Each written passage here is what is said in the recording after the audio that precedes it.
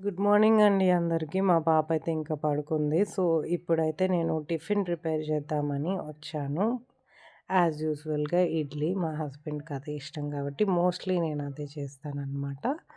ఇంక ఇక్కడైతే ఇడ్లీ ప్రిపరేషన్స్‌కి తయారు చేస్తున్నాను. ఈలోగా సంక్రాంతి వస్తుంది కదండీ! సో, నేను నా చిన్నప్పుడు జరిగిన ఒక ఇన్సిడెంట్ అయితే మీతో షేర్ చేద్దాం అనుకుంటున్నాను. సంక్రాంతి అంటే బాగా గుర్తొచ్చేదేంటి ముగ్గులు. అయితే మా స్కూల్లో నేను ఎయిత్ క్లాస్ చదువుతున్నప్పుడు ముగ్గుల పోటీకి పార్టిసిపేట్ చేయొచ్చు. నేమ్స్ ఇవ్వండి అని చెప్పి అడిగారనమాట. అయితే నా నేమ్ కూడా నేనప్పుడు ఇచ్చాను. అయితే నేను ఎక్స్‌పెక్ట్ చేశాను ముగ్గుల పోటీలో అక్కడ వెళ్ళిన తర్వాత మనకేంటంటే ముగ్గు అంటే అలానే కలర్స్ మనల్ని తెచ్చుకోమంటారేమో అనుకున్నాను. కానీ అలా ఏం చేయలేదు వాళ్ళు. ఒక పేపరు, అలానే ఒక పెన్సిల్ తెచ్చుకోమన్నారనమాట. ఇదేంటిది అనుకున్నాను. అయితే సరేలే అని చెప్పి వెళ్ళానింక కాంపిటీషన్‌కి. ఇంక నేనైతే రోజా పూలుంటాయి గదండీ! 15 చుక్కల ముగ్గు అదైతే నేర్చుకొని అది వేశాను. వేసి వాళ్ళేంటంటే కలర్ పెన్సిల్స్‌తో అయినా కలర్ నింపొచ్చు అని అన్నారు. కానీ మనకు తెలీదు గదా!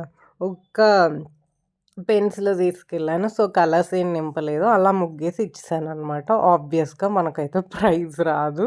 అట్‌లీస్ట్ పార్టిసిపేషన్ మొమెంటో గూడా వాళ్ళు ఇవ్వలేదనమాట. మీరెప్పుడైనా ఇలా ముగ్గుల పోటీలో పార్టిసిపేట్ చేశారా? ఒకవేళ పార్టిసిపేట్ చేస్తే గెలిచారా? గెలలేదా? అది నాతో కామెంట్ సెక్షన్‌లో షేర్ చేసుకోండి.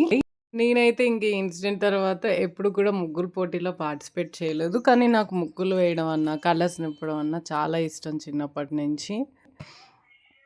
ఇంకా అదనమాట ఈ ముగ్గుల పోటీ స్టోరీ. అండ్ ఇక్కడ నేను బెల్ట్ కూడా కట్టుకున్నాను. మీరు చూస్తే విపరీతంగా నాకేంటంటే నడుము నొప్పొస్తుంది ఈ మధ్య.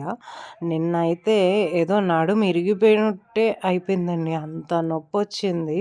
ఇంక నేను బెల్ట్ వేసుకొనే పనులన్నీ చేస్తున్నాను. చిన్న పనులు కూడాను.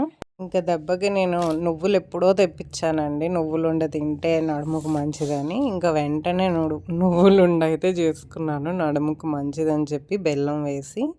ఈ ప్రాసెస్ కూడా చాలా సింపుల్ అనమాట. నువ్వులు మనం మంచిగా వేయించేసి మిక్సీలో వేసి అందులోనే బెల్లం వేసి మనం మంచిగా గ్రైండ్ చేసేసుకుంటే ఆ పౌడర్‌తో ఇట్లా ఉండలు చుట్టియొచ్చు. ఇంకా గ్రూప్ 2 ప్రిపరేషన్ విషయానికొస్తే ఈ చాప్టర్ స్టార్ట్ చేస్తానన్నాను కదా! ఆంధ్రప్రదేశ్‌లో బౌద్ధ అలానే జైన మతాల కోసం. అదేంటంటే కాంప్రహెన్సివ్ చాప్టర్ అనమాట. అన్ని చాప్టర్స్ చదివిన తర్వాత అది చదివితే బెటర్ అని చెప్పి నెక్స్ట్ చాప్టర్‌కైతే మూవ్ ఆన్ అయిపోయాను. అంతే వీడియో. Thanks for watching.